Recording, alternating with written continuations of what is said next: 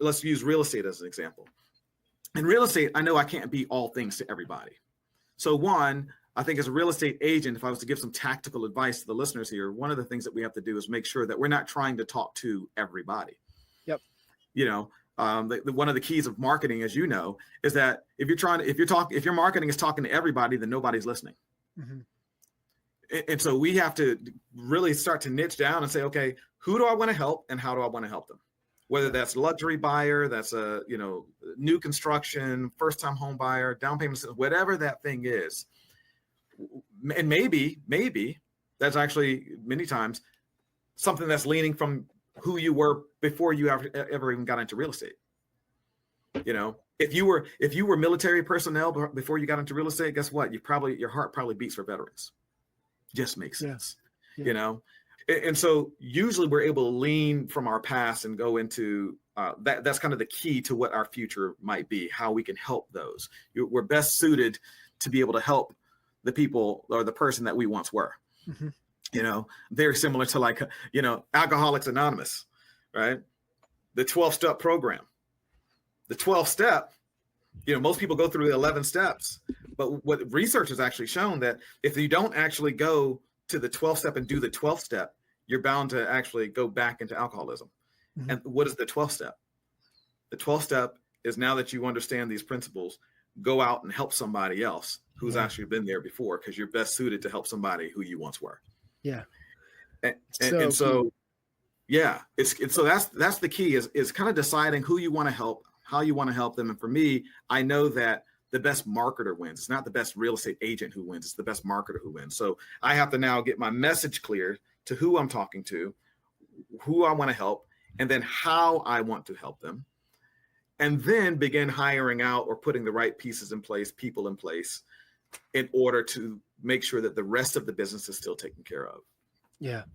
Yeah. To really keep those things off. And we were talking before we went live that, so many people try to do everything to think that they're going to save some money, but it's really costing them by not making that investment. And sometimes just even doing things that need to just let go, stop doing things, right? That's, you start to look and it's like, man, is this really serving us and making a difference? Does it even matter? Right. Yeah. That we're actually doing it. And, Martell has the buy back your time formula, just understanding what your hourly rate is. And it's just a good rule of thumb that, if what your hourly rate is worth, if you can, find somebody to do those things that you can for less than what it is, then you've got to do it. And there's all kinds of ways for that compensation. And sometimes, hey, I just don't have the free cash flow to be able to do it. And that's typically right with the reason that most people try to do everything is they just don't have the free cash flow to make that investment before the return shows up. That's why especially in real estate, that's why if you can tie some stuff to the back end, right, when the deal closes to when the money comes in, then you can disperse some of that out, to create that leverage. We see it with TC stuff all the time. So, it's just asking better questions, right? Once you've identified, what you're doing that you need to let go of, either stop doing or delegate or, bring somebody in to do. I think the biggest thing though, that they get fearful is like, I don't want to make a hire because I don't have enough stuff for them to do. And it's like, listen, the first step is figure out what you're doing that you don't need to be doing, that you need to let go of. And it's just having that filter of, what your hourly rate is worth. Is there anything else that like you like to run through to kind of see what's on your plate that you need to let go of? Well, you've already talked about it, but one of the things is, man, what is it that pumps me up? What gets me excited? If I'm doing something, even if to be quite honest, like if I'm doing something that it might make me really good money, but I'm actually not excited about doing it, then the likelihood of me continuing to do it or being consistent and disciplined with it is probably pretty slim. Right. And so that hourly wage exercise is important, but I think it's also important to understand that, like, there might be some things that you actually still enjoy doing. Now, I don't know anybody who actually enjoys writing offers, and all of the paperwork that's involved in an offer, let's say for a real estate agent. So, that's why the first hire being the transaction coordinator just makes sense, like you said, because they get paid on the back end. It doesn't make sense for me to be sitting there doing a lot of the stuff that that a lot of agents bog themselves down in, but another thing that is very prevalent is, social media, right? I actually enjoy creating content. I enjoy creating the videos, but you know what I don't enjoy doing, John? Editing the videos. Yeah. Posting the videos, making sure that the hashtags are right, making sure that it's reaching the right audience, the SEO optimization, all of that stuff. I want to shoot the videos and then let somebody else do the rest. Right. And so that's why I personally have 3 virtual assistants as my digital marketing team to help me with all of that. I have an SEO manager who's already optimizing all of the keywords and everything that we're going to need for the podcast to make sure that we launch and it has some good momentum and it maintains that momentum. But the same thing, I have a social media manager who's posting a lot of the content that I post. So I have a post every day, right? One of the things, I read a stat the other day, and I actually posted it on Facebook, but there was a stat that said that 71% of buyers are finding their agents on social media. Mm-hmm. And a lot of agents balked at that. Where'd that come from? Where'd you get that? Where'd you get that information from? And I happily shared that information. And to me, that was wild. Yeah. And so a lot of agents go, well, when you talk to most agents, the reason why they tell you that they don't post on social media is because, one, they don't know what to post. Well, that's not even a thing anymore with ChatGPT. You should always know what to post now, right? AI made that super simple for us. But even still, you can have all of the content given to you. You know exactly what to post. You actually shoot the video, you make the content, and guess what it does? Sits in that daggone phone for days, weeks, months, or even years. Yeah. Everybody watching this right now can laugh at knowing that they have a photo or a video that they've shot that's sitting in their phone that they never actually posted. That's Why? Right. Yeah. Why? Well, it's because they don't love the idea of, well, one, they got to get over their whole ego. You look how you look and you sound how you sound. That's one thing. But the other part of it is, you don't need to be the one that's actually posting that. If you were paying someone to post that content for you, then guess what? If you don't provide that content for them, you still have to pay them. And you don't want to, if you're like me and you don't like wasting money, you better give them some content to post. And so what it does is it creates a new level of accountability.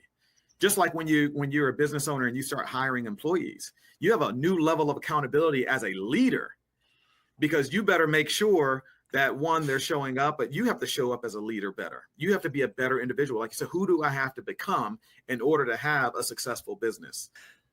The leverage is the most affordable it's ever been with the emergence of AI, with the emergence of on-demand services, with the emergence of the global workforce. We have, a salary cap. We have the resources. We just have to allocate them in the most appropriate way to solve what it is we're wanting to solve, and stop getting hung up on the how to versus the who can help us. Absolutely. And, going back to that, man, like, my house was always clean. Like, it wasn't even one of those situations where we were living in, squalor or filth, or, there's clothes hanging off the door. No, my wife did a great job of making sure that the house was clean. And so I didn't see the problem. When she suggested that we get a housekeeper, I'm like, what do we need a housekeeper for, dude? The house is always clean. Because I'm the housekeeper. That's right. It's like, we don't need one because I'm the one that's doing it, the lion's share of it. But it's wild, man. It's wild. That's a 50, 60 hour a week job. The stay-at-home moms, the stay-at-home spouses. People don't realize, how many hours. And my wife works. That's right. She's still, she's salaried over at Disney. Yeah. She does her thing. And so in between all of that, it was the cleaning up after the kids and all that kind of stuff. And I just didn't see it. It was kind of out of sight, out of mind. And so you're right. It often the first question is, well, how are we going to afford that? Yeah. How can we afford not to? When you do it, you get to a point where it's like, I can't afford not to do this. And I think, Mike, it's a shift in mindset, right? So it goes back to the first thing that we said, and what majority of these conversations on EML are about. It's about mindset. And it's the mindset of, okay, what investment do we need to make? And if you think of it as an investment, you're going to get a return. And now if you remove things off of your plate and it's like, listen, I need to breathe. right? Like I need that extra 3 hours a week just for my sanity. Okay, great. Well, that's an investment in your sanity, but sometimes it is just an expense to give you some time for life. Yeah. But most of the time it's an investment for you to reallocate that time to move your business, to move your life forward. So I think in almost every situation, it can be an investment if you're reallocating that time that's improving you or improving your business. Yes. So it's just a mindset shift of how you want to look at it. That's right. Yeah, it's not an expense, it's an investment. And when you start looking for that ROI, then you actually, again, accountability, right? Now you start holding these dollars accountable. Yeah. You know, again, if you're the type of person that doesn't want to just spend money just frivolously or, you know, whatever, which most business owners don't want to, then it's like, all right, you're trying to figure out how you can afford to do this. Well, I tell you what, try it for a bit, make sure you get that ROI. You're going to hold it to a higher standard, and that becomes the new standard.